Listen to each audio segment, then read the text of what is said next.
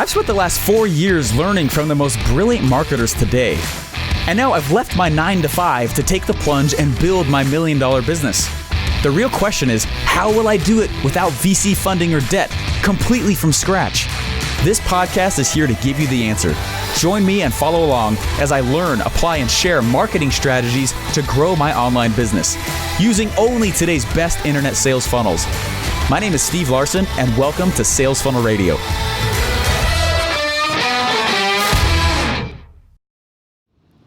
Boom! What's going on, everyone? This is Steve Larsen. Welcome to Sales Funnel Radio. I am here at actually the Unlock the Secrets event.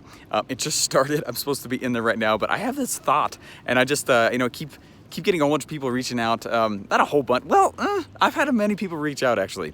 So you all know that I don't sit back and I really don't read that many books, and that doesn't mean that you shouldn't, but I do listen to quite a bit of stuff, and it will come in waves where there'll be months where I don't listen to anything, any podcasts, and what I'm doing is I'm focusing on just executing like an animal. And then when I start running out of answers, then I will start actually listening to more content and trying to seek the answer, right? And it's one of the funnest parts about what I do, and it's a different method for it. You know what's funny is a little while ago I was talking about a book that I had consumed, right? I was like, hey, I read this book. What I meant was I had listened to this book. Somebody reached out and they said, Steven, did you actually read the book or did you just listen to it? And I was like, who the freak cares? Okay, I don't care at all, right? It doesn't matter. And there's been a few people who've gotten like kind of fussy with me about it. And so I wanted to just address it and let you know why I do it the way I do. Number one, I'm not a slow reader, but I'm slow at reading, right? I will read something and what I'm doing is I get distracted by the thought. And so I'll read a paragraph, and maybe you're like me on this, but I'll read a paragraph and I'll sit back and I'll say, how does this plug into the framework, my framework, right? How does this fit? Does it fit there? Does it fit there? Does it fit there? Right? The question I'm asking is this truth? Because just because it's in a book doesn't mean that it's true, right? And so I'm sitting back and I'm reading the book, and I will go off on these mental tangents, and it will take me, it's not abnormal for me to spend 2 to 3 months to read a book, right? And so because of that, like sometimes I just want the main ideas and the points from the book, and I'm more hunting rather than trying to consume and master all of it. Well, I remember back in the day when I first started this whole game, I did read more books cover to cover. And now that I've read enough of them and been executing, I don't need to go do that as much. Instead, what I go do is I focus on my questions. And that's what guides my education. So I don't read that many books cover to cover anymore. Instead, I'm hunting. I will listen to a lot of books cover to cover though. Now, this whole like read versus listen thing, let's go like historically here, okay? Like 2,000 years ago, right? Even like the time of Christ, right? In Jerusalem time, right? Like not even Jerusalem, just back in that time period. Dads, a lot of time, were big storytellers, right? And they would hear and listen to all of their grandparents and their fathers and their grandparents. And how was information passed? By them speaking, just talking, right? And I guarantee none of the kids were sitting around going like, Dad, did you read that in a book or did you just hear that from Grandpa? You know what I mean? It's like, what are you talking about? It's just because the method of the knowledge changed a little bit doesn't mean that the knowledge is bad, right? I think most of the time people sit around and I think a lot of people they feel weird about the fact that they're listening to the book instead of reading it. And I've heard many people now apologize and be like, well, I didn't read the book, I just listened to it. That's stupid. Who cares? It doesn't matter, okay? I consumed the book, let's call it that, okay? Because I could go listen to the same book. You know what's funny about this event? Unlock the Secrets, a brilliant event, by the way. But there's literally 3 days on his 3 books, right? Think about that. This event is teaching in a little more depth how to do what was in the book, which means we're going over a lot of what's in the book. In fact, a lot of times when I first started attending inner circle meetings with Russell's inner circle, not as a member, right? This was years ago when I just was sitting on the side, just kind of listening and observing and such. And I was shocked to find out like a significant percentage of the room had never read Russell's books, but were in, at that time, his $25,000 mastermind, which went to $50,000. And still a lot of people have not actually read many of his books. And I've told that to people in the past, and they'd be like, what? That is psychos. What? That is crazy. Is it? Is it crazy, right? Some people will pay $7.95 for some pieces of information. Obviously, you get more from a mastermind than the book itself. Okay, but a lot of times I would find that Russell would be teaching some of the very concepts and principles that were inside of his book to his mastermind.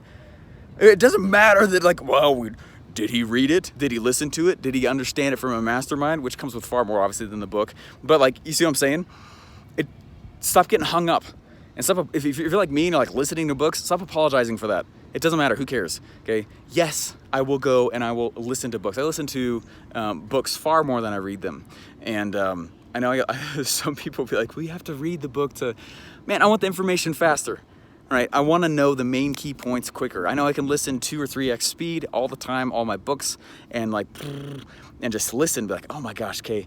Main key point, main key point, main key point. Okay, how does it relate to the framework as that I know causes success? Okay, bam, bam, bam. You know what? I thought that was a cool idea, but I actually don't think it works. It's an attractive idea, but that doesn't mean it's a right idea. Okay, let's not actually insert that one into the framework, right? It's kind of like the movie Beautiful Mind. I can close my eyes and see my framework, okay? and then see where it plugs in all the funnels and see the frameworks of all my favorite funnels and all their follow-up sequences and all the promo it's drawn. I draw like crazy. It's one of the reasons I draw is because it's also how I learn. Anyways, well, hey, the whole point of this episode is so that people don't just stop apologizing. It doesn't matter. If that's how you consume information, totally cool, right? Back in thousands of years ago, orators, just people who got up and spoke, were the teachers, right? It's not like there weren't that many books. It's not like they were over at the printing press, right? They were handwriting that stuff, man. And so no one was sitting around saying well, did you hear it in a talk? Or did you hear it from a book? I'm sorry, no one hand wrote that with a quill on a scroll. No one is saying that. It doesn't matter. And too many times we get caught up on the whole method of it.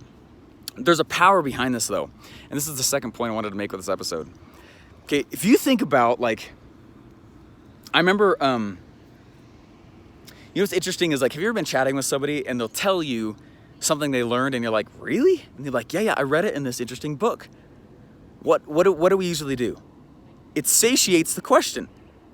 Oh, they read it in a book. Okay, well, therefore it's probably good. Therefore it's likely true. What? Wait.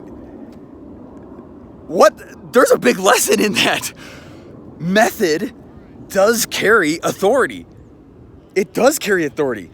And so if I'm going to stand up on a speech, right? I could give you literally the exact same speech I gave at Funnel Hacking Live or what I'm about to go give in 2 weeks at OfferMind. It will be over by the time you guys get this message because I batch my content, exactly what I teach you guys to do, right? But I could go give the exact same speech to somebody just standing face to face on a street corner. They'll be like, oh, that's really interesting. For some reason, putting me on a stage with the exact same speech, no inflections, literally the exact same thing, there's going to be more authority. You're gonna trust it faster. There's gonna be an increased speed, right, of trust, and the affinity that will come from it will be massive. For some reason, if I take that same speech now and I was to put it in a book, for some reason our brains look at that and go, oh my gosh, look at that. The method of the information matters, right? It does. The fact that you watching this on YouTube right now, right, or maybe you're listening in iTunes, or maybe you're reading this from a blog, or maybe wherever else we syndicate it. We put all over the place, right? But if you're watching me, I know there is more authority that comes across on your screen as you watch me in a video than if you were listening to me just through a podcast. That's okay. We all consume differently. But I just know that that's the case. For the large, that's fascinating, right? Huge lesson with it. And it's the reason why when you say I listened to a book instead of read a book, people will sit back and they will try to discredit the fact that you read the book. Well, you didn't read the book. What they're really saying is, I heard it from a higher authority, even though it's the same freaking information. So funny. Sometimes I get, one of the biggest questions I get asked is Stephen, how do you become an authority? I'm like, man, I don't freaking know. I was talking to Stacy Martino. If you guys heard my last podcast episode that went out, the one right before this, I grew up right over there.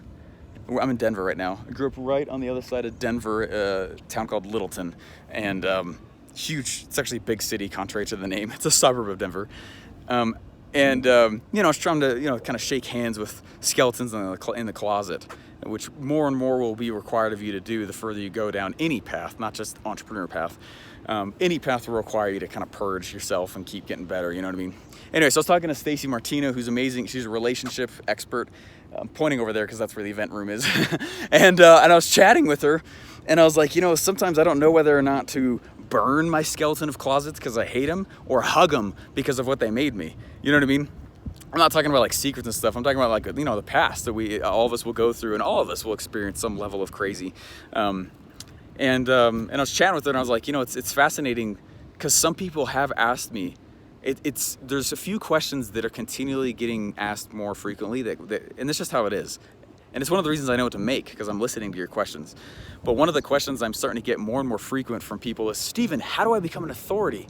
And I'm like, man, I don't know. I never saw it. And this is what I was telling her. I never tried to be one. I accidentally got in a little bit of limelight, which I was not trying to do. I was just doing what Russell said, which is to start publishing. But that's the lesson. Me speaking the same ideas and thoughts to you over Voxer versus a podcast. Funny enough, the podcast has more authority with the same freaking info, right? Me saying the same thing on stage versus a book versus me going on a radio show. He's on a radio show, right? Which I have been, right? And like, I've been on TV. You've been on TV. There's an authority. The medium that you consume information from vastly affects how the audience, right? It vastly affects how you perceive the information. It is a pre-frame to the information, okay? Medium is the pre-frame a lot of times. If I'm gonna go scroll through Instagram, I do treat that information different. Every platform has a different context, including speaking, including reading a book versus listening to it. Those are platforms. There's a context behind them.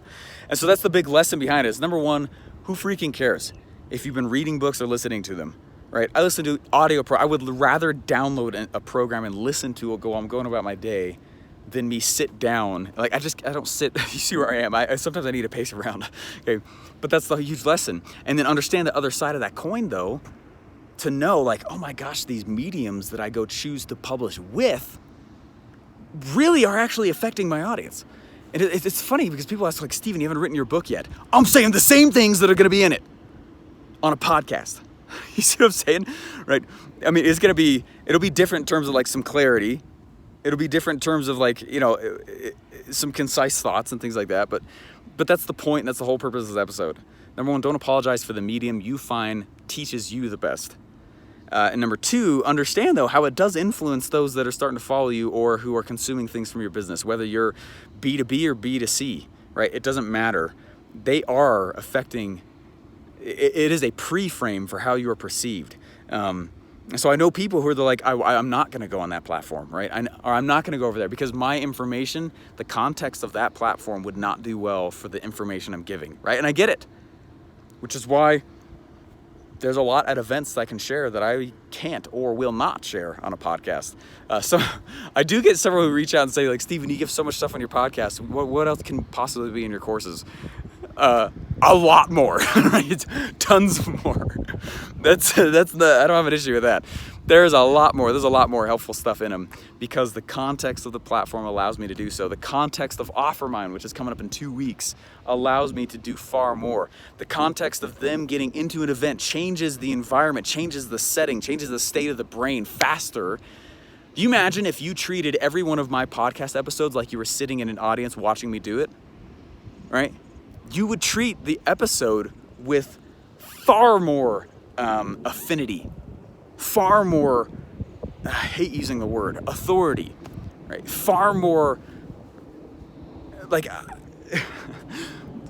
I was sitting in the very front row in the dead center, and someone was like, "You taking notes, Steven?" Duh, Russell Brunson speaking, but you sat next to him. That doesn't mean that I haven't stopped learning from him. It's like, what?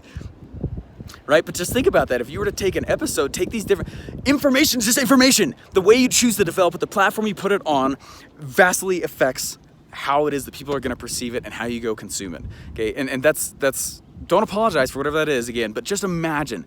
And there's a reason why Russell will continue to cite Brandon and Kalen Poulin, right? Alex Hormozy, myself, right? And because when I tried to be his best student, which means I treated his podcast like he was speaking at his stage every single time. I treated his podcast like he was turning around and requiring me to reteach it to somebody as soon as he was done talking, right? Learn for two. That's a theme of this show, like probably 200 episodes ago, right? That's one of my tricks, learning for two. It's because it's the way I treat the things that I'm learning. Just because I'm learning to him face to face versus on a stage does not mean I should treat it different. But we have a tendency to do that. Don't. Okay? So go find the one, the two, the three people that you want to keep following that will teach you a skill set that you know you need, not that you're getting distracted with. Okay? And when you're listening to them, what you're doing is anytime they speak, you're acting like they're on a stage. Anytime they speak, you're acting like you paid them $100,000 for 1 day consultation. Oh my gosh, right? Exactly. Like, oh my gosh, think about the context. Holy crap. I don't do this anymore. But you know, I charged $35,000 for a day consultation, and I did that pretty. The list was larger for the waiting list than I actually just had time to go do, which is why we don't do it anymore. But you know, what's funny is like how much differently someone treated the exact same information because of the context. It's one of the reasons why I told, like when I left ClickFunnels that I wanted to go get in the inner circle, and I was like, dude, Russell, let me pay full price. Like, oh man, you know, you don't have to, like, no. It's because I need to treat the information like I paid money to be in it, right? I got charged an extra $5,000 this last year to be in the 2 Comma Club X program on top of my normal inner circle fee, which is kind of funny because I'm one of the coaches, right? And I was like, well, that's kind of interesting. And I was like, dude, you're paying your fee though, right? This is how you treat information, right? If I don't feel a personal investment in it, if I don't allow myself somehow to change state with it, I will not treat it how I need to actually treat it. So anyways, that's the whole point of the episode. I woke up for some reason thinking about that because some people reach out like, well, did you read it or did you just listen to it? Who the freak cares? Okay, it doesn't matter. Okay, what matters is how I treat it. So how I treat books I listen to, I pause them a lot. Okay, and I stop and I take notes on my text messenger and I screenshot it and I go write it down later. So I have tons of text message screenshots to myself because of a note that I learned from something I'm listening to. The last book I actually read, I think, like physically read, was I think David Goggins' book, Can't Hurt Me, which is so good. Don't listen to it if words offend you. But anyway, that's the whole point of this episode, is for you to look, like when people are like, well, Steven, I'm not publishing yet. Like, I get it. Like, I get it. I didn't want to either. But one of the reasons why it's so powerful too is because people will treat your exact same message differently just by you changing the medium that you deliver that message on. Anyway, guys, hopefully you guys enjoy this. For those of you guys who are coming to OfferMind, I know this is going out after OfferMind, but would love to let you know also, I told Russell yesterday actually during a break, I was like, dude, good news, man. We got the very room that Funnel Hacking Live 2016 was in to kind of go full circle for me. Funnel Hacking Live 2016 was my very first Funnel Hacking Live. It's the one that I hit a bicycle in a bush and bootstrapped my way and stayed up all night in a hotel lobby and traded funnels for tickets and funnels for hotel nights and funnels for, I mean, I bootstrapped my way there. I was like, let's go full circle. So next year, we got it all set and we're going to go, it'll be next September 2020. And this year will likely be, we're not sure on the final ticket count, but it'll probably be 600 to 650 people. So we're gonna, anyway, I don't like giant events. I tend to learn a little bit less and the speakers can't go as deep. So I don't want to go more than 1,000 people, but it'll probably be a 1,000 person event. And we're gonna do it in the same spot that my first Funnel Hacking Live was in. So very exciting. If you didn't get a chance to come this last year, we'd love to have you next year. Go to offermind.com and we're gonna make it so that you can grab tickets year round also, so people can plan and stuff like that. So anyway, guys, appreciate you. Hopefully you enjoyed today's lesson on and hopefully or episode. I feel like I'm in like a members area. Hopefully you enjoyed today's episode and took away why it is that we pump content out so much. There's a lot of reasons, and